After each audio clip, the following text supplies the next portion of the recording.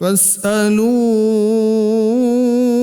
أهل الذكر إن كنتم لا تعلمون۔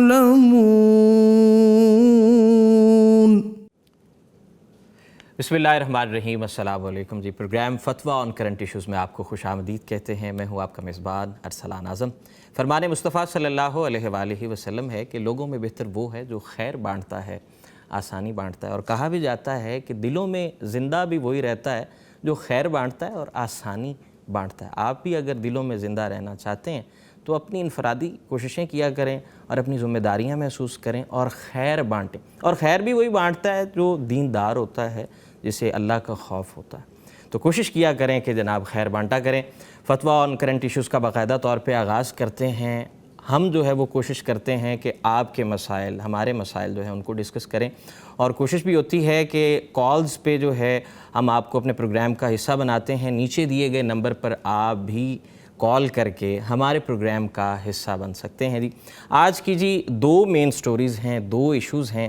ایک معاملہ یہ ہے کہ جناب رشوت کا لین دین ہوا ہے، 2 کروڑ روپے کی جو رقم ہے اس کا لین دین ہوا ہے، اور کراچی کا یہ معاملہ ہے، اس میں 5 افسران جو ہے وہ گرفتار ہوئے ہیں۔ دوسری جانب جو ہے، جو دوسری ہماری سٹوری ہے، وہ کوئی نئی چیز نہیں ہے، میری نظر میں بھی نہیں ہے، آپ کی نظر میں بھی نہیں ہے۔ ملاوٹ ہر روز دیکھنے کو ملتی ہے، ہر جگہ ملتی ہے، دودھ میں ملاوٹ، ہر چیز میں ملاوٹ، کوئی ایسی چیز نہیں ہے جس میں ملاوٹ نہ ہو۔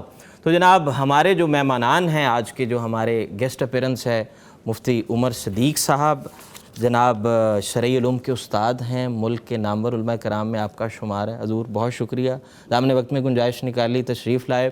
مفتی نعمان فاروقی صاحب فضیلت الشیخ ایز یوزول ہمارے پروگرام کا حصہ ہوتے ہیں، 4 چاند لگاتے ہیں۔ آج کمی محسوس ہوگی مفتی عبدالولی صاحب کی، کچھ عرصے کے لیے جو ہے ہمارے جو ناظرین ہیں ان سے جو ہے وہ جدائی ہو گئی، کیونکہ وہ عمرہ کی ادائیگی کے لیے گئے ہیں، اور نیک ہے سفر ہے، تو اس حوالے سے جدائی نہیں کہیں گے، نیک سفر کی جانب گئے ہیں جی۔ تو سر پہلا جو ہے ہمارا جو سلسلہ ہے، جو پہلی سٹوری ہے، اس پر جناب آپ سے ہم جو ہے وہ قرآن و سنت کی روشنی میں رائے لیں گے کہ یہ جو 2 کروڑ روپے کی رشوت کی یہ جو لین دین ہوا ہے، اور اس میں 5 افسران گرفتار ہوئے ہیں، اور 2 گاڑیاں بھی ان سے برآمد ہوئی ہیں، کتاب و سنت کی روشنی میں شریعت کیا کہتی ہے کہ اگر موقع پر انہیں رنگے ہاتھوں اگر یہ پکڑے جائیں تو دین اسلام کیا کہتا ہے اس حوالے سے؟ الحمدللہ وحدہ والصلاة والسلام علی من لا نبی بعدہ۔ اللہم صلی وسلم علی نبینا محمد وبارک وسلم وصلی علیہ وعلی آلہ واصحابہ واتباعہ الی یوم الدین۔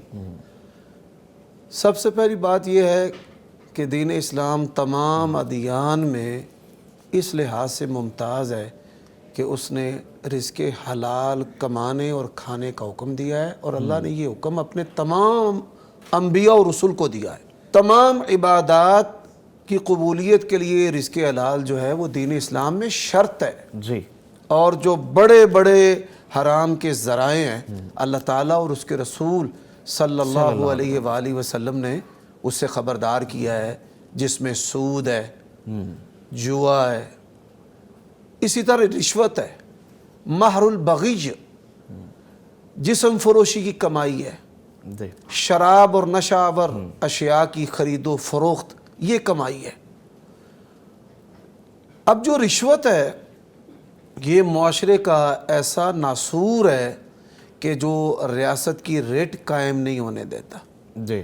آئین اور جو قانون ہے اس کو ناقابل اعتبار ٹھہرا دیتا ہے جی کہ ریاست نے انسانوں کی فلاح و بہبود کے لیے قوانین بنائے ہیں، اور ضابطے کے مطابق وہ سہولیات عامت الناس کو ملنی چاہیے، لیکن مختلف ہیلے بہانوں سے لوگوں کا کام جو ہے روک دیا جاتا ہے، ایسا ہی ہے، اور رشوت لی جاتی ہے، اور اس کے لیے بڑے سارے الفاظ اور کوڈ ورڈ ہاں جی استعمال ہوتے ہیں، لیکن یہ اتنا سنگین عمل ہے کہ حاکم وقت جو ہے اس معاشرتی ناسور کو اکھاڑنے کے لیے اس کو فساد فی الارض کا مرتکب بھی قرار دے سکتا ہے، کہ اس کو قید میں رکھا جائے، اور سنگین صورتوں میں کہ جب وہ ریاست کا آئین قانون کا نقصان کرے، اداروں کو تباہ کرے، تو ایسے شخص کو جلا وطن بھی کیا جا سکتا ہے، لوگوں کے سامنے سزا بھی دی جا سکتی ہے۔ نبی صلی اللہ علیہ وآلہ وسلم نے فرمایا کہ جو بدن حرام کے ساتھ پلتا ہے نا، النار اولا بھی، کہ وہ بدن جو ہے وہ آگ میں جلے، یہی اس کا حق ہے۔ میں نے جو معاشرے میں دیکھا ہے کہ کئی لوگ جو ہیں وہ بڑے مستعجل ہوتے ہیں، یعنی ان کو بڑی جلدی ہے کہ فٹافٹ سے ہمارا کام ہو جائے، اور بڑے فخر سے کہتے ہیں کہ میں گیا اور میں نے یوں کیا اور جلدی سے میرا کام ہو گیا۔ جی اب آگے جو آفیسر ہے وہ ضابطہ کے مطابق کام کرنا چاہتا ہے، وہ کہتا ہے بھئی آپ ڈیمانڈ بتائیں، مجھ سے پیسے لیں اور بیفور ٹائم جو ہے وہ میرا کام کریں۔ مفتی صاحب سائل بھی کوشش کرتا ہے کہ کسی طریقے پیسے دے کے جو ہے نا، جو پیسوں کے بغیر کام ہے اس کو تو مانا بھی نہیں جاتا، اس کی یہ ایسے جو ہے وہ دو طرفہ ماحول موجود ہے، دو طرفہ ماحول موجود ہے۔ دیکھیں میں چند دن قبل پاسپورٹ آفس گیا ہوں اپنی فیملی کے پاسپورٹ بنوانے کے لیے، تو شہر میں بڑے بڑے افراد جاننے والے ہیں جو سیاسی قادآور ہیں، انہوں نے وہاں پہ اے ڈی صاحب کو بتایا بھئی ایک بندہ یہاں پر آیا ہے، آپ ان کو نہیں جانتے، تو وہ کہنے لگے حافظ صاحب ہم آپ کی سفارش کرتے ہیں۔ میں نے ان کو کہا کہ میں نے رشوت کا ذریعہ اختیار نہیں کیا، جو پروسیس ہے میں نے اپنے آپ کو اس کے اندر ڈالا ہے، اپنی باپردہ فیملی کو بھی اس کے اندر ڈالا ہے، لیکن اگر آپ میری سفارش کریں گے اور 100 150 200 افراد سے پہلے مجھے نمبر دے دیا جاتا ہے، قیامت کے دن ان 200 افراد کے ہاتھ ہوں گے اور میرا گریبان ہوگا۔ اللہ، ٹھیک ہے، تو اکثر لوگ جو ہیں وہ فارغ بھی ہوتے ہیں لیکن ان کو جلدی بھی ہوتی ہے، تو پروسیس میں کام جو ہے وہ ہونے دینا چاہیے، رشوت آفر نہیں کرنی چاہیے۔ مفتی صاحب قطع کلامی کی معذرت، یہیں سے کنٹینیو کرتے ہیں، ایک کالر ہمارے ساتھ موجود ہیں۔ السلام علیکم ورحمۃ اللہ جی السلام جی، کال ڈراپ ہو گئی ہے، مفتی صاحب پلیز کنٹینیو کیجئے گا۔ اب اسی طرح جو ہے وہ جو آفیسرز ہیں، عملہ ہے، وہ بھی جو ہے وہ مختلف ہیلو بہانوں سے جو ہے وہ رشوت سٹرکچر بنا دیتے ہیں، ترتیب بنا دیتے ہیں کہ کسی طریقے سائل کو جو ہے نا پریشان کیا جائے، چکر لگواتے رہتے ہیں، چکر لگواتے رہتے ہیں۔ مجھے ایک دفعہ بجلی کا میٹر لگوانا تھا، تو میں ایک دفعہ گیا، 2 دفعہ گیا، پھر کوئی بہانہ، پھر کوئی بہانہ، جب 6 یا 7ویں مرتبہ میں گیا نا تو کہنے لگے بھئی مولوی صاحب نے کوئی چیز تو انہوں نہیں دینی۔ مفتی صاحب یہ بڑا دلچسپ واقعہ، یہیں سے ہم کریں گے ایڈ۔ ہمارے ساتھ کالر موجود ہیں جی، عثمان صاحب ہیں جی، السلام علیکم ورحمۃ اللہ۔ وعلیکم السلام، پیارے محترم، کیسے ہیں آپ؟ خیریت سے ہیں؟ الحمدللہ میں ٹھیک ہوں، آپ سنائیں، خیر خیریت سے ہیں؟ ویلکم جی، آپ کو اپنے پروگرام میں خوش آمدید کہتے ہیں، کیا جاننا چاہیں گے؟ سر جن کا جنسی حلیہ کیسا ہوتا ہے؟ کیا اس کا اتنا خطرہ ہوتا ہے کہ وہ بوتل میں بند ہو جاتا ہے؟ پھر گردے کی پتھری جو ہوتی ہے، عمل کے منہ سے نکلنا، 600 سالہ جن، بچوں میں حاضری، اس میں کیا صداقت ہے؟ چلیں جی، ہم آپ کی رائے کا احترام کرتے ہیں، with the best of our approach ہم کوشش کرتے ہیں کہ آپ کو ایڈریس کر سکیں۔ بہت شکریہ جی۔ مفتی صاحب سر فرما دیجیے۔ پہلی بات جو ہے وہ جاری رہنی چاہیے، ان کے سوال پر تبصرہ سوال پہ تبصرہ کر لیجیے۔ سب سے پہلی جو بات ہے کہ پاکستان کے اندر یہ جو رقیہ کرنے والے ہیں، ان کے اوپر کوئی حکومتی طور پر چیک اینڈ بیلنس نہیں ہے، نہ جماعتی طور پر، نہ حکومتی طور پر، اور نہ ہی مختلف اداروں میں، اور یہ لوگوں کو خوف اور امید کے ساتھ لوٹتے ہیں۔ اس میں شعبدہ بازی بھی ہے، اس میں ٹیکس بھی ہوتے ہیں۔ جی جن جو ہے وہ دوسرے ایک وجود میں ٹرانسفر ہو سکتا ہے، جیسے کہ عہد نبوی میں آپ صلی اللہ علیہ وآلہ وسلم جب حیات تھے تو جنات جو ہے وہ سانپوں کی صورت میں آتے، اور اللہ کے نبی صلی اللہ علیہ وسلم نے فرمایا کہ مدینہ میں کسی سانپ کو نہ مارے جب تک آپ اس کو آواز نہ دیں کہ بھئی تو جن ہے تو چلا جا۔ جی تو جنات جو ہیں وہ یہ غیر مری وجود، نہ دکھنے والا وجود ہے، لیکن یہ ایسا وجود نہیں ہے کہ ان کو بوتل کے اندر بند کر دیا جائے۔ جی دوسری بات جو ہے کہ وہ کسی مریض کے گردے میں پتھری ہے اور پتھری جو ہے وہ عامل کے منہ سے نکل رہی ہے، تو یہ شعبدہ بازی ہے۔ نسوار رکھنے والے یا جو منہ کے اندر نشہ آور اشیاء رکھتے ہیں تو وہ اتنی سپیس بن جاتی ہے کہ اس سپیس کے اندر چھوٹے چھوٹے کنکر جو ہیں وہ پتھریاں رکھ لی جاتی ہیں۔ پہلے جو ہے وہ عامل اپنا منہ کھول کر دکھاتا ہے کہ دیکھ لے میرے منہ میں کچھ نہیں ہے، اور پھر پھونکے مارنے کے بعد اسی سپیس سے پتھر نکال کر دے دیتا ہے کہ یہ مریض کے گردے سے نکل آئی ہے۔ ایسے جو شعبدہ باز ہیں وہ دوہرے مجرم ہیں۔ جی ایک تو ان کی ان تسلیوں سے جو مریض ہے وہ صحیح طریقے سے علاج نہیں کر پاتا یا کرواتا نہیں ہے اور وہ موت کا شکار ہو جاتا ہے یا مرض بڑھ جاتا ہے. جی تو ایسی جو شعبدہ بازیاں ہیں یہ تو قانونی طور پر اور شرعی طور پر جرم ہے. حکومتی سطح پر بھی اس کو دیکھنا چاہیے اور دیکھنا اس کے ساتھ چاہیے. ساتھ جی. اور دوسری بات کہ یہ جنات کو بوتلوں میں بند کرنا اور بچوں میں حاضری کرنا، یتیم بچوں میں حاضری کرنا، یہ غیر شرعی چیز ہے. نبی علیہ الصلاۃ والسلام ایک دن نماز میں آگے بڑھے اور پھر پیچھے ہٹ گئے. جی. آپ صلی اللہ علیہ وسلم سے پوچھا گیا کہ آپ نماز میں آگے کیوں بڑھے؟ فرمایا کہ شیطان دوران نماز مجھ پر حملہ آور ہوا تھا اور میرا جی چاہا کہ میں اس کو پکڑ لوں. جی.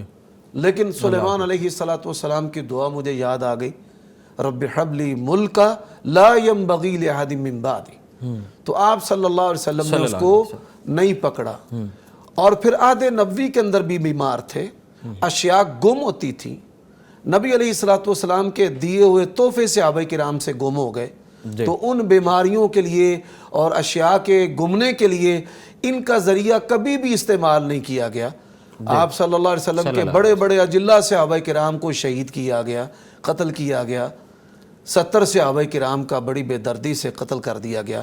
تو آپ صلی اللہ علیہ وسلم، اللہ تعالیٰ نے آپ کو یہ خاصیت عطا کی تھی، آپ ملائکہ سے ان پر لشکر کشی کر سکتے تھے، جنات سے ان کے خلاف لشکر کشی کر سکتے تھے. تو یہ بر صغیر پاک و ہند میں یہ ہندو مذہب کی باقیات ہیں مسلمانوں کے اندر، مختلف رسوم بھی اور یہ جادو اور جنات کا تصور، بہروپیوں کی صورت میں نظر آ رہی ہے. آخری جو بات اس حوالے سے میں کرنا چاہتا ہوں، اللہ تعالیٰ اور اس کے رسول نے ہماری مکمل رہنمائی کی ہے. اللہ تعالیٰ اور اس کے رسول نے ہمیں کبھی بھی جی عاملوں کے رحم و کرم پر نہیں چھوڑا. جی. اور یہ دنیا کے مال کے لیے دعوے کرتے اور جھوٹ بولتے ہیں اور یہ تقدیریں بدلنے کی باتیں کرتے ہیں. اگر یہ تقدیریں بدل سکتے یا بدلنے پر قادر ہوتے یا مال دینے پر قادر ہوتے تو کیا ان عاملوں کی نظر جو ہے وہ اپنے مریدوں کے اور مریضوں کے مالوں پر ہوتی؟ اور یہ ان سے مختلف ڈراوے والے ڈیجٹ کے ساتھ رقمیں لیتے کہ آپ بھائی 7,707 روپے دیں، آپ 3,331 روپے دیں. ہاں جی، وہ مختلف طور طریقے، کالا مرغا لے کر آئیں، آپ الو لے کر آئیں، آپ بکرا لے کر آئیں. یعنی اس طرح کی شرائط کہ جس سے وہ مزید ڈر جائے اور وہ کہے کہ میں تو یہ کام نہیں کر سکتا، آپ یہ پیسے لے لیں اور آپ آسانی سے کر دیں. مفتی صاحب اس کو بھی تھوڑی سی اس پہ مختصراً رائے دے دیں، اور آپ کا وہ ناقص دودھ اور اس سے متعلق بھی آپ سے جو ہے ہم نے وہ رائے لینی ہے. اس میں ایسا ہے کہ بعض اوقات لوگ جب ایسی مشکل میں پھنسے ہوتے ہیں تو ان کو ظاہر ہے کوئی شرعی رہنمائی کرنے والا بھی، کیونکہ ہر بندہ ہر چیز کو خود ایڈریس نہیں کر سکتا، تو ظاہر ہے اچھے عاملین کا ہونا بھی کوئی معاشرے میں اس کی بھی ضرورت ہوتی ہے. ہاں جو جائز صورتیں ہیں، یعنی اب تو ہے کہ ایک مصیبت پڑی ہوئی ہے اور اس کو اتارنا ہے. عہد نبوی میں اگر ایسا کوئی واقعہ پیش نہیں آیا، ظاہر ہے آج آ رہی ہے ایسی صورت، بالکل ٹھیک ہے بندہ لیکن اس کو کوئی ایسی چیز تنگ کر رہی ہے، ستا رہی ہے، اور ایسے مشاہدات موجود ہیں باقاعدہ. تو اس وجہ سے اگر کوئی شرعی نقطہ نگاہ سے، جیسے کہ ہمارے سلف صالحین سے بھی ایسے ثابت ہے کہ وہ ایسے عمل کرتے تھے جن سے ان چیزوں کی وہ تدارک ہوتا تھا، تو بہرحال ایسا کیا جا سکتا ہے، لیکن وہ شرعی حدود اور قیود اور جو ضابطے ان کی روشنی میں ہو. یعنی کلی طور پر اگر ہم یہ کہہ دیں کہ جی سارے ہی ایسے ہیں تو یہ بھی میرا خیال ہے اس پہ گنجائش موجود. محبوب کو قدموں میں لانے والے زیادہ، ہاں وہ زیادہ ہیں، یہ تو غلط روپیے بھی زیادہ. آپ دیکھیں پاکستان میں بڑے بڑے جو ہے بورڈ اویزہ ہیں جن کے اوپر لکھا ہوا ہے ایک ہی رات میں. جی جی. اچھا جی، جو دوسری جی وہ جو بات تھی یہ ملاوٹ وغیرہ والی، جی میں اس کو نا دوبارہ جو ہے وہ پوچھنا چاہوں گا آپ سے کہ لاہور شہر میں جو ہے سٹنگ آپریشنز باقاعدہ طور پر کریک ڈاؤن کیا گیا ہے. کچھ چیزیں جو ہے ناقص دودھ، گوشت اور کولڈ ڈرنکس جو ہے وہ تلف کی گئی ہیں. دودھ جو ہے ایک بیسک چیز ہے، اور جو ہمارے ننھے بچے ہیں، جو نومولود بچے ہیں، ان کے لیے بھی دودھ کا استعمال ہے. تو کیسے کے لوگ ہیں، کتنا یہ جو ہے یقین جانیے اس پہ دل، الفاظ کیا، کچھ بھی الفاظ سے بھی آگے والا معاملہ ہے. بس یہ بھی ایسے سمجھیے کہ کرپشن کی قسموں میں سے ہے. اور نبی کریم صلی اللہ علیہ وسلم کے ارشاد کے مطابق جب آپ صلی اللہ علیہ وسلم نے ایک شخص کو دیکھا کہ اس نے اناج اندر سے گیلے دانے تھے اور اوپر خشک تھے، تو رات بارش ہوئی تھی، حالانکہ وہ بہت اچھا معاشرہ تھا، نیک معاشرہ تھا، اور آپ صلی اللہ علیہ وسلم نے پوچھا ما ھذا یا صاحب الطعام، اے اناج والے یہ کیا؟ تو وہ کہنے لگے رات بارش ہوئی تھی تو میں نے کہا کہ وہ جو خشک دانے ہیں نا وہ اوپر کر دوں، تو آپ صلی اللہ علیہ وسلم نے فرمایا افلا جعلتہ فوق الطعام کی یراہ الناس، کہ تم نے ان کو اوپر کیوں نہیں کیا تاکہ لوگ دیکھ لیتے کہ یہ گیلے ہیں۔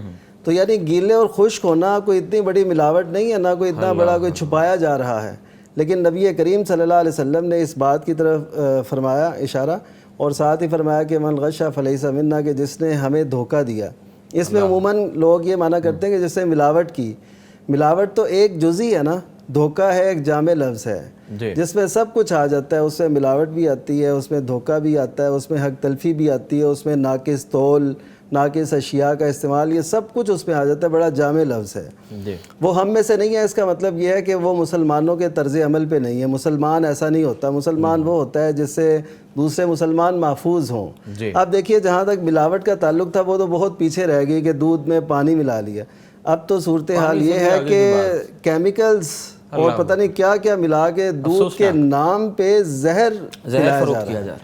اور اسی طرح گوشت ہے، اب ان کو نہیں پتا کہ اس کے ذریعے سے کتنا نقصان ہو سکتا ہے، اگر وہ گوشت بوسیدہ ہے یا اس کی حالت نہیں ٹھیک رہی، مردہ جانوروں کا ہے یا کوئی ایسا، تو وہ سیل ہوتا ہے، باقاعدہ فروخت ہوتا ہے، اور ان کے باقاعدہ اڈے ہیں کہ یہ چیز کہاں پہ فروخت ہونی ہے، یہ کہاں پہ فروخت ہونی ہے، اور ان کو بھی پتہ ہے کہ یہاں کہاں فروخت ہو سکتی ہے۔ کلامی کی معذرت، یہاں پر ایک کالر ہیں، ایک سائلہ ہیں ہمارے ساتھ۔ جی السلام علیکم ورحمۃ اللہ۔ جی وعلیکم السلام ورحمۃ اللہ وبرکاتہ۔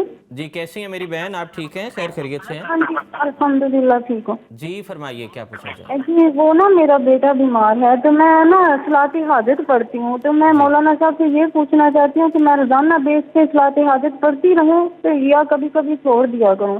جی اچھا، بہت شکریہ جی۔ جی مفتی نعمان صاحب اس پر جو ہے صلاۃ حاجت، اس سے متعلق صلاۃ حاجت جو ہے نا یہ اصل میں بہت اچھی چیز ہے کہ نبی کریم صلی اللہ علیہ وسلم بھی یہ ارشاد ہے آپ کا، اور آپ کے بارے میں کہا گیا کہ اذا حزبہ امر صلی، سنن نبی داؤد کی روایت ہے کہ جب بھی آپ کو کوئی مشکل پیش آتی تو آپ نماز پڑھتے، اور قرآن مجید میں جو اللہ تعالیٰ نے فرمایا وَاسْتَعِینُوا بِالصَّبْرِ وَالصَّلَاةِ کہ نماز اور صبر کے ذریعے سے مدد حاصل کرو، اس کا مطلب ہے نماز اللہ تعالیٰ کی مدد کو حاصل کرنے کا ایک بہترین ذریعہ ہے۔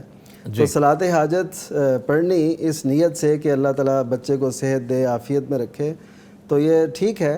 تو اس میں ظاہر اتنی وہ ہمیشگی اس میں ضروری نہیں ہے کہ آپ ہمیشہ ہی ایسے پڑھتے رہیں، یعنی ایک دفعہ پڑھیں تو ایسے یقین سے پڑھیں کہ اس کے اثرات ایک عرصے تک۔ ان کا بیٹا بھی بیمار ہے، وہ سائلہ جا رہی تھی کہ وہی نا، یعنی کہ تسلسل سے ایسے پڑھنے کی بجائے وہ دیگر جو دم ہیں، دعائیں ہیں، اسأل اللہ العظیم رب العرش العظیم ان یشفیک، یہ پڑھیں 7 مرتبہ، اس پہ ہاتھ ملیں اپنا دایاں، تو اس طرح یعنی جو دیگر جو دم وغیرہ نبی کریم صلی اللہ علیہ وسلم نے سکھائے، اور جو اس کی بیماری کی جو وجوہات ہو سکتی ہیں، کوئی نظر یا کوئی اور ایسی، تو اس کے دم علیحدہ علیحدہ وہ کیے جائیں، اور اللہ تعالیٰ سے دعا بھی ساتھ ساتھ کی جائے، اور کبھی صلاۃ حاجت بھی پڑھ لی جائے۔ جی اللہ تعالیٰ جی ہم سب کو صراط مستقیم پر چلنے کی توفیق عطا فرمائے۔ ہمارے ساتھ ایک اور کالر موجود ہیں جی، عابد صاحب ہیں جی ویاڑی سے۔ جی السلام علیکم ورحمۃ اللہ جی۔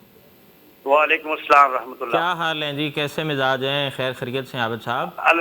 جی جی الحمدللہ، چل ماشاء اللہ جی۔ میں نے مفتی وہ جناب محمد صدیق صاحب بیٹھے ہوئے ہیں، تو ان کو سلام، پوری ٹیم کو میرا سلام۔ جی جی مفتی صاحب وعلیکم السلام۔ ہاں جی، میرا یہ سوال تھا کہ اکثر مساجد میں یہ ہوتا ہے کہ ایک ستھرا ہوتا ہے جب نماز پڑھنے کے لیے آگے کھڑا کر دیتے ہیں، جی تو یہ دیکھا گیا کہ اب ستھرا تو نہیں ہوتا۔ جی جی آواز کٹ گئی ہے۔ ہاں جی ہاں جی جی ابھی دوبارہ فرمائیے۔ ستھرے کی بجائے اب ستھرے کی بجائے اب یہ ہوتا ہے کہ وہ چیئر لگا دی جاتی ہے، چیئر کے نیچے خلا ہوتا ہے۔ جی جی ستھرے کی جگہ کرسی لگا دی جاتی ہے نماز پڑھنے کے لیے آگے۔ جی بالکل، آپ ٹی وی کی آواز تھوڑی سی کم کیجیے۔ ٹھیک ہے جی کر رہا ہوں۔ تو ستھرے کی جگہ جو پٹی ہوتی ہے اس کو پیچھے کر کے اب چیئر لگا دی جاتی ہے، چیئر کے نیچے خلا ہوتا ہے، تو لوگ آگے سے گزرتے ہیں۔ میں نے یہ پوچھا تھا کہ کیا اس سے وہ جو نمازی آگے سے گزرتا ہے تو اس میں کوئی حرج تو نہیں ہے یا گناہ کے زمرے میں تو نہیں آتا؟ ایک اور چھوٹا سوال ہے کہ جو بیڈ ہوتا ہے، جس کمرے میں ہم بیڈ پہ سوتے ہیں، اس میں بیڈ پہ بیٹھ کر کھانا کھایا جا سکتا ہے دوپہر شام یا کسی وقت بھی؟ جی اس لیے پلیز آپ مجھے گائیڈ کیجیے گا. جی بہت شکریہ عابد صاحب ہمارے پروگرام میں شامل ہونے کا. مفتی صاحب پہلا سوال وہ جو نماز کے آگے سترہ کے بارے میں افراط و تفریط ہے ہمارے معاشرے کے اندر. بعض مساجد کے اندر لکڑیوں کے سترے جو ہے وہ بڑی کثیر تعداد میں موجود ہیں. عہد نبوی میں اس کی کوئی مثال نہیں ملتی کہ آپ صلی اللہ علیہ وسلم کی زندگی میں مسجد نبوی کے اندر الگ سے لکڑی کے سترے بنا کر رکھے گئے ہوں. ہاں صحابہ کرام ستونوں کے پیچھے کھڑے ہو کر اور دیوار کے قریب ہو کر کے نماز جو ہے وہ نوافل وغیرہ ادا کرتے تھے. اب ہماری مساجد کے اندر کئی دفعہ جو کرسی ہے اس کو بطور سترہ کے رکھ لیا جاتا ہے. تو جو کرسی کی ٹانگ ہے جی جی وہ ٹانگ جو ہے وہ سترے کے طور پہ استعمال کریں. اس سے بہتر ہے کہ آپ دیوار کے قریب ہوں اور ستون کے قریب ہوں اور الگ سے کسی چیز کو یوں سترہ نہ بنائیں. جی چلیں بہتر ہو گیا. اور دوسری بات ہے کہ جو طہارت کے اصول ہیں ان کو اختیار کرتے ہوئے کہ آپ اپنے بیڈ روم میں اپنے بیڈ کے اوپر جو ہے وہ کھانا کھا سکتے ہیں. جی ٹھیک ہے چونکہ یہ شب باشی کی جگہ بھی ہے. جی جی بالکل شب باشی کی بھی ہے جگہ. اور اسی طرح جو ہے وہ سونے کی جگہ بھی ہے.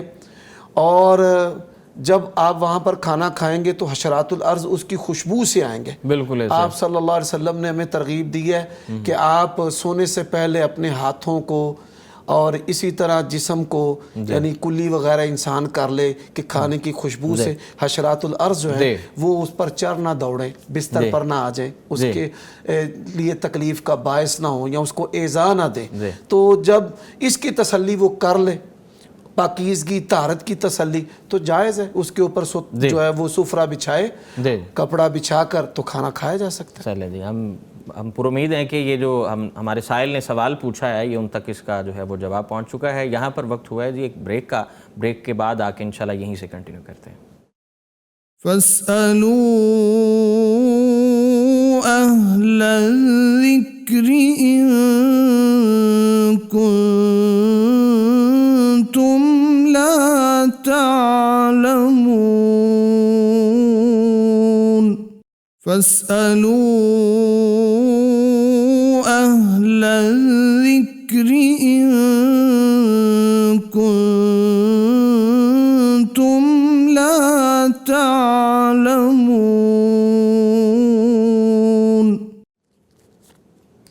ویلکم بیک جی. پروگرام میں ایک بار پھر آپ کو خوش آمدید کہتے ہیں. دودھ میں ملاوٹ, اس کے ساتھ ساتھ کولڈ ڈرنکس پینے والی, اور پچھلے دن جو ایک معاملہ ہوا, کچھ ایک فیملی تھی 4 افراد کی جو کہ موٹر وے پر سفر کر رہے تھے اور انہوں نے جوس پیا. جوس پینے کے بعد جو ہے ان پر بے ہوشی طاری ہوگی. بے ہوشی کے بعد وہ جو ہے وہ اس دنیا سے چلے گئے. تو بہت سی ایسی چیزیں ہیں, بہت سے ایسے معاملات ہیں جو کہ ناقص غذا کی وجہ سے, غیر معیاری جو غذا ہے اس کی وجہ سے ہو چکے ہیں. لیکن اللہ تعالیٰ مزید ہمیں ہدایت دے اور حکومتوں کو بھی چاہیے کہ وہ اس پر جتنا معاملہ جو ہے جتنا ہو سکے اس معاملے کو دیکھیں.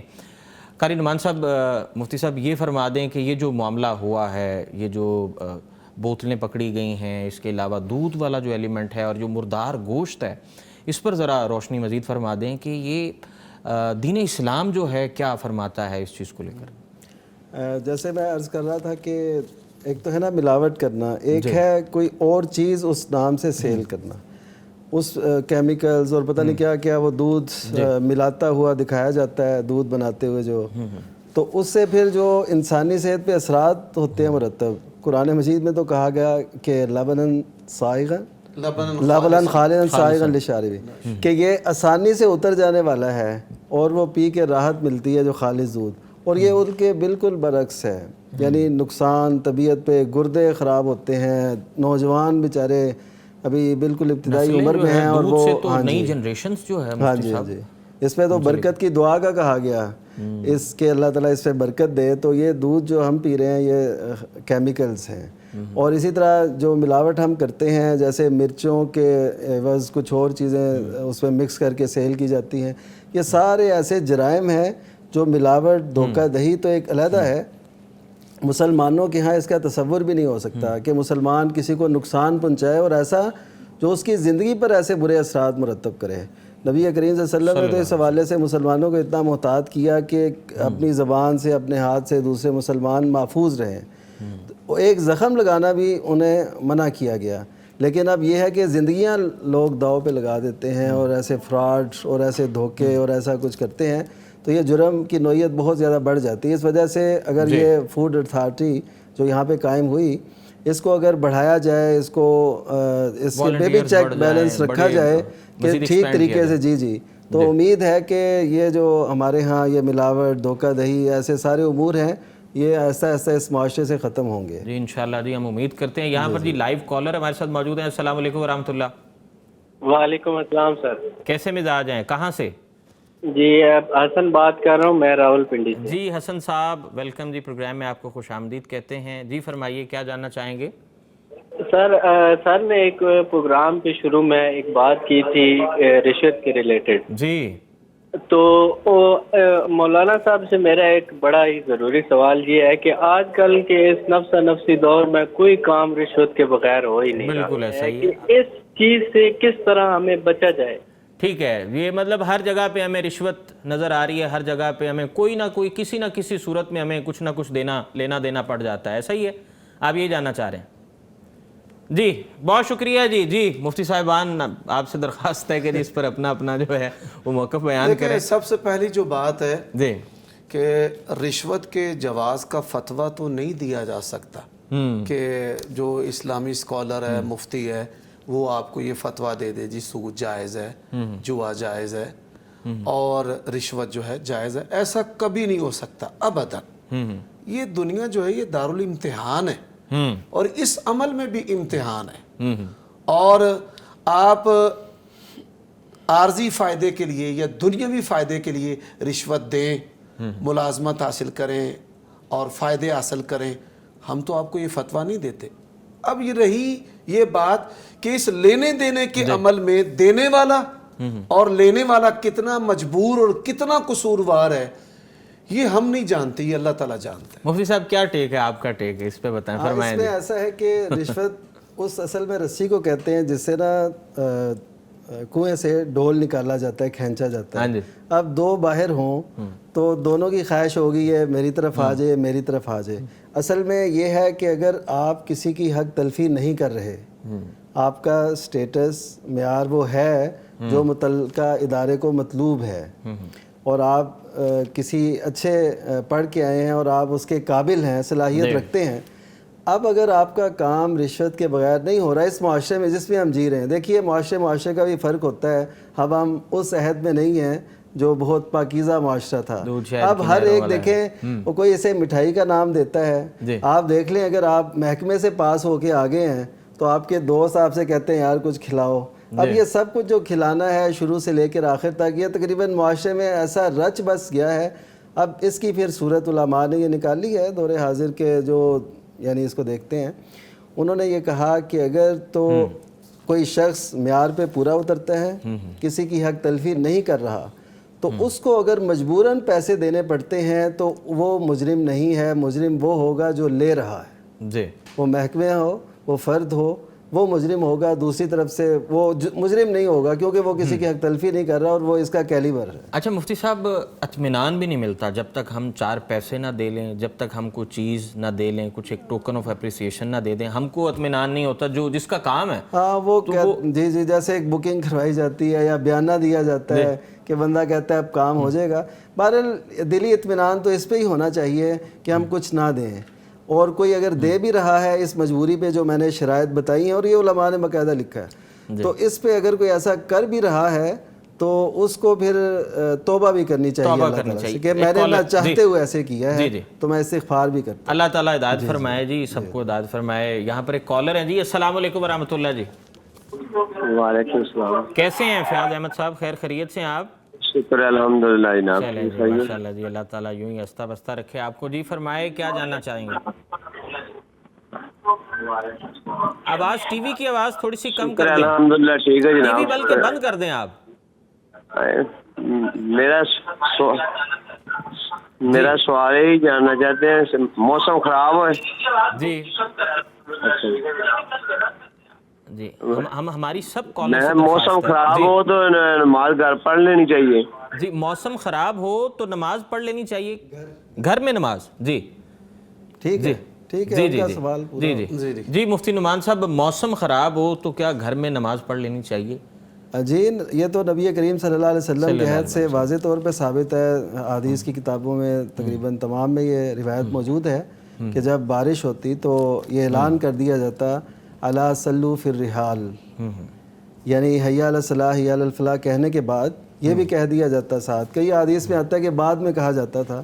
بہرحال زیادہ معتبر یہی ہے کہ حی علی الصلاۃ بھی کہیں، حی علی الفلاح بھی کہیں، اس کے بعد کہہ دیں کہ الا صلوا فی الرحال، کہ خبردار اپنے گھروں میں نماز پڑھ لو، اپنے ٹھکانوں میں جہاں جہاں تم رہ رہے ہو. تو اس سے ایک اور صورت عموماً پیش کی جاتی ہے ہمارے معاشرے میں، موسم خراب ہو تو جمع کی صورت. جی تو جمع سے یہ صورت زیادہ بہتر ہے کیونکہ اس میں کوئی ایسا مذائقہ نہیں ہے کوئی کہ آپ اپنے گھروں میں نماز پڑھ لیں، اور عہد نبی میں ایسے ہوتا تھا. جو جمع کی صورت ہے اس میں پھر احتمالات موجود ہیں کہ آپ دیکھیں، آپ مغرب کے ساتھ عشاء کی اگر پڑھ لیتے ہیں، بعد میں مطلب بالکل صاف ہو گیا جیسے آج برسات کا موسم ہے، ایسے ہی تو پھر وہ جمع کی صورت کیسے بنے گی؟ تو اس وجہ سے جمع سے زیادہ بہتر یہ ہے جس نماز کا وقت ہو اس کی اذان میں یہ کہہ دیا جائے کہ اپنے گھروں میں نماز پڑھ لو، بارش ہے. تو جو آنا چاہے مسجد میں نماز ہونی چاہیے، جو آنا چاہے وہ حی علی الصلاۃ حی علی الفلاح پہ عمل کر لے، جو نہ آنا چاہے وہ اپنے گھروں کے اندر نماز پڑھ لے. اور ہر ایک کی صورت ایک جیسی نہیں ہوتی. کسی کے رستے میں کوئی کیچڑ ہے، کوئی بارش ہے، کوئی پانی کھڑا ہے، اور کسی کا رستہ صاف ہوگا، طہارت والا ایلیمنٹ بھی جو ہے وہ بھی مفتی تو اس وجہ سے یہ زیادہ بہتر. جی مفتی صاحب ایڈ آن کریں. اصل میں اس میں ایک جو لفظ ہے موسم خراب، یہ واضح نہیں ہے جی کہ جب بارش کے حالات ہوتے ہیں، ہوا چلتی ہے، تیز آندھی چلتی ہے، تو موسم خراب اس کی جو نوعیت ہوگی اس کے لحاظ سے پھر فتویٰ ہے. اور جیسے مفتی صاحب نے کہا ہے کہ اس میں مسجد میں جانا بھی درست ہے جی، اور ایسے آثار موجود ہیں کہ بارش کے دوران نبی صلی اللہ علیہ وسلم اور صحابہ کرام نے مسجد کے اندر نماز بھی ادا کی ہے، اور اس میں رخصت بھی ہے کہ گھروں میں جو ہے وہ نماز ادا کی جا سکتی ہے. لیکن موسم خراب کا مطلب جو ہے وہ بارش ہو، چند بوندیں اتر جائیں آسمان سے، یا ہوا چلنا شروع ہو جائے اور اس کو بندہ موسم خراب کہہ کہ گھر میں نماز کہہ کہ میں اب نماز گھر میں کہیں نہ کہیں سے ہم مارجن لینا چاہ رہے ہوتے ہیں. مارجن نہ لے، اس میں ریالٹی ہو تو پھر وہ رخصت لے سکتا ہے. بالکل لے سکتا ہے. جی شرعی سوالوں کی جانب جو ہمارے پاس موجود ہیں ان کی جانب بڑھتے ہیں. جی جمعہ کی نماز میں آخری تشہد میں کوئی شخص ملے تو وہ کون سی نماز پڑھے گا؟ جمعہ کی یا پھر ظہر کی پڑھے گا؟ اسی طرح دیگر نمازوں میں ملنے کا کیا حکم ہے مفتی صاحب؟ سب سے پہلی بات یہ ہے کہ جمعے کی جو نماز ہے وہ با جماعت 2 رکعت ادا کی جاتی ہے. ٹھیک ہے. اگر کوئی شخص جو ہے وہ دوسری رکعت کے اندر شامل ہوتا ہے رکوع سے پہلے، جی مختار اور مفتہ بہا جو راجح موقف ہے کہ وہ 2 رکعت نماز جمعہ ادا کرے گا. اور اگر وہ تشہد میں ملتا ہے تو پھر وہ نماز ظہر ادا کرے گا. اس پر نماز جمعہ نہیں ہے، اس پر نماز ظہر ہے. نماز ظہر ہے. جی اگلا سوال یہ ہے کہ کیا چھوٹا بچہ اذان دے سکتا ہے؟ اس پر جی مفتی صاحب رہنمائی فرمائیں. عہد نبی میں سیدنا عمر بن سلمہ رضی اللہ تعالیٰ عنہ وہ نماز کراتے رہے، اور وہ بالکل چھوٹی عمر کے تھے، 7 یا 8 سال، وہ جیسا حدیث میں آتا ہے. تو اس عمر میں وہ جماعت کرایا کرتے تھے. اس کی وجہ یہ تھی کہ وہ قافلے جب بھی ان کے گھروں کے پاس سے گزرتے تھے تو وہ پوچھتے تھے کون سی نئی صورت آئی ہے، تو وہ یاد کر لیتے تھے. تو ان کو زیادہ قرآن یاد تھا.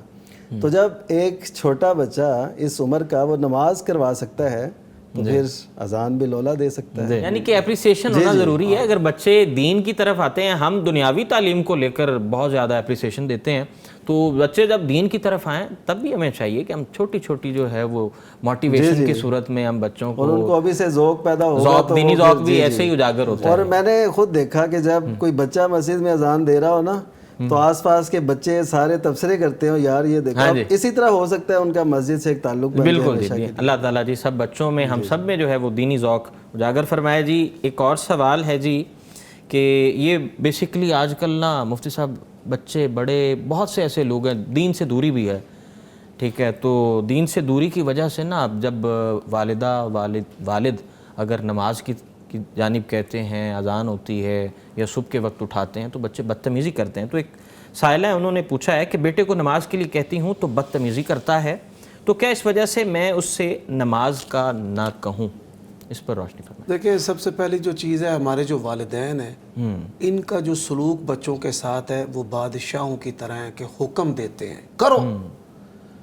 آپ بچوں کو اپنے ساتھ نماز فجر میں لے کر کے جائیں اور اس عمر میں لے کر کے جائیں جس عمر میں لے جانے کی رسول اللہ نے ترغیب دی ہے کہ بچہ 7 سال کا ہو اور پھر اس کو آپ تلقین کریں، حکم دیں، ساتھ لے جائیں، ساتھ کھڑا کریں، تو یہ جو چیز ہے وہ بچے کے اندر رچ بس جائے گی اور کوئی دقت دشواری نہیں ہوگی۔ عموماً ہوتا ایسے ہے کہ والد جو ہے وہ نہیں لے کر جاتا، یا والد جاب پر ہے، بیرون ملک ہے، ماں اٹھاتی ہے تو بچہ بدتمیزی کرتا ہے، تو اس کا طریقہ بدل لیں۔ طریقہ کہ ماں اس کے سر کو دبائے، اس کے پاؤں کو دبائے، اس کو میٹھی آواز سے جو ہے وہ بیدار کرے، بار بار بیدار کرے۔ اللہ تعالیٰ نے قرآن مجید میں اسماعیل علیہ السلام کا ذکر کیا ہے، وَكَانَ يَأْمُرُ أَهْلَهُ بِالصَّلَاةِ، یہ ماضی استمراری ہے کہ وہ بار بار بار بار تکرار سے اپنے اہل خانہ کو نماز کی تلقین کرتے تھے۔ تو بچے کی بدتمیزی پر اس کو چھوڑنا نہیں ہے، اس کے لیے طریقہ نرمی والا، محبت والا اختیار کریں کہ رات اس کو جلدی سلائیں اور صبح جو ہے پھر اس کو آپ اس کو دبا کے اس کے پاؤں، اس کی پنڈلیاں، اس کے سر، تو پھر اس کو اٹھائیں، پھر اسے مسجد تک ماں چھوڑنے بھی چلی جائے۔ امام احمد رحمہ اللہ، احمد ابن حنبل حافظ بچپن میں، اور اللہ تعالیٰ نے اتنی جو شان دی، ان کی والدہ خود ان کو نماز فجر میں مسجد کے طرف چھوڑنے جایا کرتی تھی۔ سبحان اللہ۔ مفتی صاحب یہاں پر ایک کالر ہیں جی، السلام علیکم ورحمۃ اللہ جی، ہماری ایک بہن ہے لاہور سے۔ وعلیکم السلام جی، کیسی ہیں آپ؟ ٹھیک ہیں خیریت سے؟ الحمدللہ میں ٹھیک ہوں۔ میں نے مفتی صاحب سے یہ پوچھنا ہے کہ ہم لوگ عمرہ پہ گئے تھے، تو واپسی پہ نا ہماری فلائٹ کا ٹائم جو تھا وہ تقریباً 11:30 دن کے نا 11:30 پونے 12 تھا، تو ہم نے پھر ظہر اور عصر کی نماز نا 11 بجے ہی پڑھ لی، تو وہ ہو گئی یا کہ نہیں ہوئی، وہ پھر ہمیں قضا کرنی پڑے گی، کچھ اس بارے میں؟ چلیں، بہت شکریہ میری بہن پروگرام میں شامل ہونے کے لیے۔ مفتی عمر صدیق صاحب سر فرمائیے۔ کوئی بھی نماز جو ہے وہ فرضیت سے پہلے نہیں ادا کی جا سکتی کہ نماز فجر کا وقت ہوا ہی نہیں اور آپ نماز فجر ادا کر لیں۔ شریعت نے ہمیں بتایا کہ آپ الجمع بین الصلاتین، اس سنت کو اختیار کریں کہ آپ صلی اللہ علیہ وسلم جو ہیں وہ حسب ضرورت نمازوں کو جمع کرتے تھے، اور جمع کی 3 صورتیں ہیں، ایک جمع تقدیم ہے اور ایک جمع تاخیر ہے اور ایک جمع ثوری ہے۔ جمع جو تقدیم ہے کہ آپ ظہر کے وقت میں عصر کی نماز ادا کرتے ہیں، یہ درست ہے۔ اسی طرح جمع تاخیر ہے کہ آپ پاکستان جب اترے عصر کا وقت تھا اور اسی وقت پر آپ نماز ظہر اور نماز عصر ادا کر لیتے ہیں۔ اور پھر جمع ثوری جو ہے یہ بہتر ہے کہ آپ نماز ظہر کو اس کے انتہائی وقت میں ادا کریں اور نماز عصر کو ابتدائی وقت میں ادا کریں۔ تو آپ سعودیہ سے جب جہاز کے اندر بیٹھے تو جب آپ پاکستان میں اترے تو پاکستان میں اس وقت دن کا وقت تھا یا نماز عصر کا وقت تھا، اور اگر نماز مغرب کا بھی وقت تھا کہ عصر کا وقت بھی جا چکا ہے تو آپ اس وقت بھی نمازوں کو جمع کر سکتے تھے۔ جنگ میں رسول اللہ کی نمازیں رہ گئی تو آپ صلی اللہ علیہ وسلم نے عشاء کے وقت میں نمازوں کو ظہر، عصر اور مغرب عشاء کو جمع کیا۔ اس کی نص دلیل موجود ہے، اور وقت سے پہلے نہیں اس کو ادا کیا جا سکتا، وقت کے بعد ادا کیا جا سکتا۔ جی جی جی، بہت شکریہ جی۔ جی ہمارے ساتھ ایک اور کالر موجود ہیں جی، السلام علیکم ورحمۃ اللہ۔ وعلیکم السلام ورحمۃ اللہ وبرکاتہ۔ جی کیسے مزاج ہیں؟ اپنا تعارف کرا دیجئے جی۔ جی الحمدللہ، اللہ کا بڑا احسان ہے۔ میرا نام سید صوبان طاہر ہے اور میں نارنگ منڈی سے بات کر رہا ہوں۔ جی جی، ویلکم ٹو آور پروگرام۔ جی فرمائیں، کیا پوچھنا چاہیں گے؟ جزاک اللہ خیر۔ جی میں مفتی عمر صدیق صاحب سے سوال کرنا چاہتا ہوں درود ابراہیمی کے بارے میں۔ جی جی جی جی، جیسے درود ابراہیمی ہم پڑھتے ہیں تو اس میں نبی صلی اللہ علیہ وسلم کا نام آتا ہے، تو اس میں اس وقت محمد صلی اللہ علیہ وسلم کہنا کیسا عمل ہے؟ اسی طرح سے جیسے اذان کے وقت محمد رسول اللہ صلی اللہ علیہ وسلم آتا ہے تو اذان کا جو جواب ہے وہ کہا جائے یا اس کے ساتھ جو صلی اللہ علیہ وسلم کہنا، یہ کیسا عمل ہے؟ جی بہت شکریہ جی، آپ پروگرام کا حصہ بنے اور بڑے اچھے انداز میں مجھے بڑی کلیئرٹی کے ساتھ جو ہے ان کا سوال کنوے ہوا ہے۔ جی بڑا پیارا اور میٹھا سوال ہے، بہت پیارا میٹھا۔ قرآن مجید کی قرات اور نبی علیہ الصلوۃ والسلام کی تعلیم کے اندر جو الفاظ جیسے ہیں ان کو ویسے ہی پڑھنا اور ادا کرنا ہے. اللہم صلی علی محمد وعلی آل محمد. اب یہاں پر رک کر صلی اللہ علیہ وسلم پڑھ کر پھر آگے پڑھنا یہ نہیں ہے. اسی طرح محمد الرسول اللہ یہاں پر رک کر دوران قرات صلی اللہ علیہ وسلم پڑھ کر آگے والذین معہ ایسے نہیں ہے.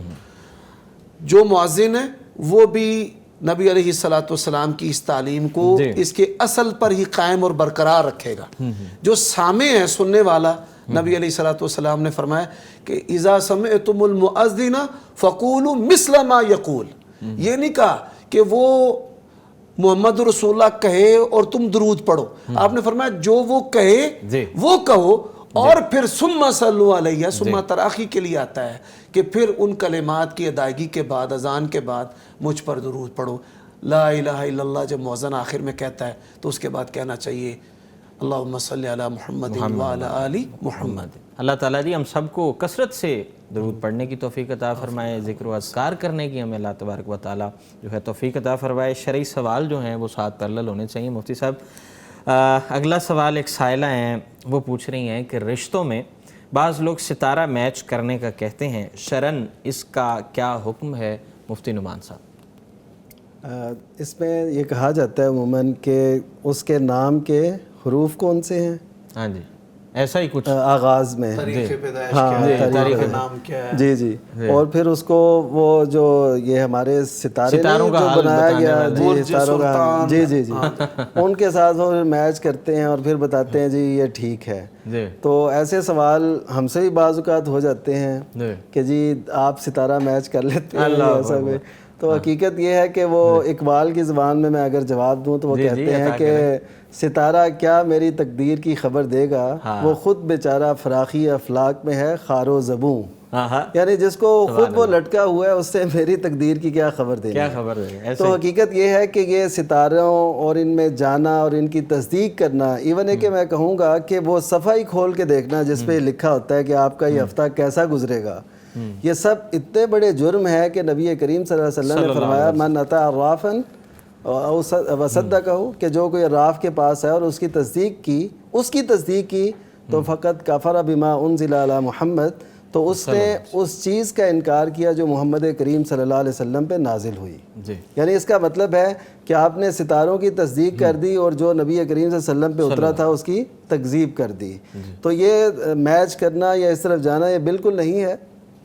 آپ نارملی جو بھی رشتہ دین کی بنیاد پر ہے, اخلاق کی بنیاد پر ہے, اسے قائم رکھیں اور اس کے لیے دعا اور استخارہ جو طریقے ہیں وہ اختیار کریں. جی دینی طریقہ کار. تو یہ جو ان کو اہمیت دینا اور ان کی تصدیق کرنا یہ شریعت کے اندر بہت بڑا ایک جرم ہے. یہ علیحدہ ایک ٹاپک کا متقاضی ہے کہ ہم اس پہ تفصیل سے ڈیبیٹ. یہ تو رشتہ ازدواج ہے, ایک بڑی اہم چیز ہے.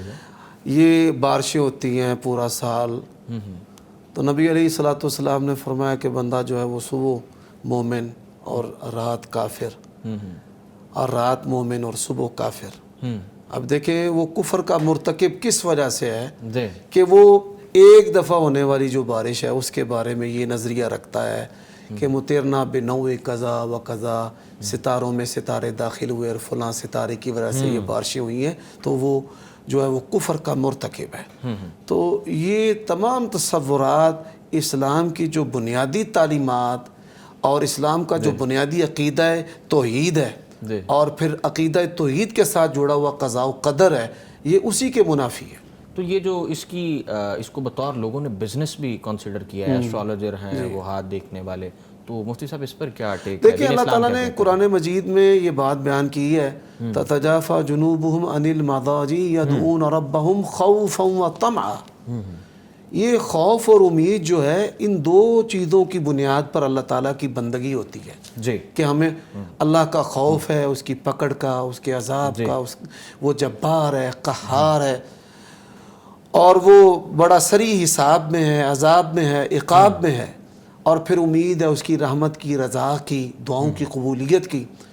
اب یہ دو چیزیں ہیں کہ جو بندے کے ڈی این اے کے اندر چیز شامل ہے, ڈر اور امید. پیدائش سے لے کر موت تک اس کی زندگی اسی کے اندر ہے. اور انہی دو چیزوں کو نفسیاتی حربے کے طور پہ یہ کفار، شعبدہ باز اور عامل اور نفسیاتی ٹرکس استعمال کرنے والے لوٹنے کے لیے استعمال کرتے ہیں. ایسے علوم کی کوئی حیثیت نہیں. انسانیت کے لیے جو فائدہ مند علوم ہیں، دیکھیں بائیو ہے، فزکس ہے، کمپیوٹر سائنس ہے، جو سائنسی علوم، اکنامک سٹڈی ہے، علماء جو ہے وہ اس کو پرموٹ کرتے ہیں، لوگوں کو سکھاتے بھی ہیں، خود بھی پڑھتے ہیں، پڑھاتے بھی ہیں. یہ نفع مند فائدہ دینے والے علوم ہیں. اور یہ جو ہیں ایسے علوم ستاروں والے، یہ لوٹ مار والے، اللہ کے ساتھ تعلق کمزور کرنے والے علوم ہیں، توہم پرستی والے علوم ہیں. جی بالکل ایسا. ہاں جی، تو ان سے بچنا چاہیے. ان سے بچنا چاہیے جی. اور اللہ تبارک و تعالی ہمیں جو ہے وہ سیدھے راستے پر چلنے کی توفیق عطا فرمائے جی. غسل واجب کرتے ہوئے اگر ہوا خارج ہو جائے تو کیا غسل ہو جائے گا مفتی نعمان صاحب؟ جو غسل شروع کیا جاتا ہے، جو جسے فرض غسل یا واجب غسل کہتے ہیں، جو بندے پہ لازم ہوتا ہے، جب وہ غسل کر رہے ہوں اس کے شروع میں ظاہر ہے وضو کیا جاتا ہے مسح سے پہلے تو جب وہ کر لیں آپ اور غسل کے دوران آپ کا وضو برقرار نہ رہ سکے کسی بھی وجہ سے، تو آپ اسی غسل کو جاری رکھیں گے. آپ کا غسل ایسے ہی جیسے آپ کر رہے ہیں شریعت کے مطابق وہ ہو جائے گا. لیکن اس میں یہ ہے کہ بعد میں آپ کو وضو علیحدہ سے کرنا پڑے گا تاکہ آپ نماز کے لیے اپنے آپ کو پریپیئر کر لیں، تیار کر لیں. تو غسل تو ہو جائے گا اس حالت میں، لیکن اگر اس کے بعد آپ نے نماز پڑھنی ہے تو علیحدہ سے وضو کر لیں. اور وضو اس حالت میں بھی کیا جا سکتا ہے، واش روم کے اندر بھی، اور کپڑے پہن کے بعد میں بھی کیا جا سکتا ہے. کیونکہ آپ جب غسل کرنے جاتے ہیں تو پہلے سے آپ بسم اللہ پڑھ کے واش روم میں جائیں تاکہ آپ کے وہ وضو کے لیے بھی وہ بسم اللہ کافی ہو جائے. جی. مسنون غسل پہ بھی حضور اصل میں اس میں دو چیزیں میں بیان کرنا چاہتا ہوں کہ عامت الناس جو ہے وہ کئی دفعہ نواقض وضو کو نواقض غسل جو ہے وہ سمجھ بیٹھتے ہیں. یعنی جو ہوا کا خارج ہونا ہے اس سے وضو تو ٹوٹ جاتا ہے لیکن اس سے غسل نہیں ٹوٹتا. یہ نواقض غسل کے اندر شامل نہیں ہے. ٹھیک ہے. اور رہی بات غسل جنابت کی تو آپ صلی اللہ علیہ وسلم سے اس عمل کو مختلف صحابہ کرام نے بیان کیا، جن میں جابر بن عبداللہ رضی اللہ تعالیٰ عنہ، سید عائشہ رضی اللہ تعالیٰ عنہ. تو اس میں ایک شارٹ طریقہ ہے کہ آپ کلی کریں، ناک کی صفائی کریں اور پورے بدن پر اچھی طرح پانی بہائیں. تو آپ اس طرح طہارت جو ہے وہ حاصل کر سکتے ہیں. پھر آپ وضو کریں جیسے کہ مفتی صاحب نے بتایا ہے، اور اس میں آپ سر کا مسح نہ کریں اور پاؤں کو نہ دھوئیں، ایک یہ بھی طریقہ ہے. اور پھر آخر میں آپ پاؤں دھو لیں. پھر اس کے کچھ ایسے پہلو بھی ہیں جو اللہ کے نبی نے کبھی اختیار کیے ہیں کہ دائیں طرف پانی ڈالنا، کہ انسان کے پاس وقت ہو تو اچھے طریقے سے وہ اپنے دائیں طرف پانی ڈالے، بائیں طرف. پھر اس کی کچھ سہولیات بھی ہیں کہ آپ خواتین ہیں، مینڈیاں ہیں، تو دوران غسل جو ہے وہ جڑوں کو اچھی طرح تر کیا جائے، مینڈیاں جو ہیں وہ نہ کھولی جائیں. آپ تشریف لائے، شرعی علوم کے استاد ہیں، فضیلت الشیخ ہیں عمر صدیق صاحب.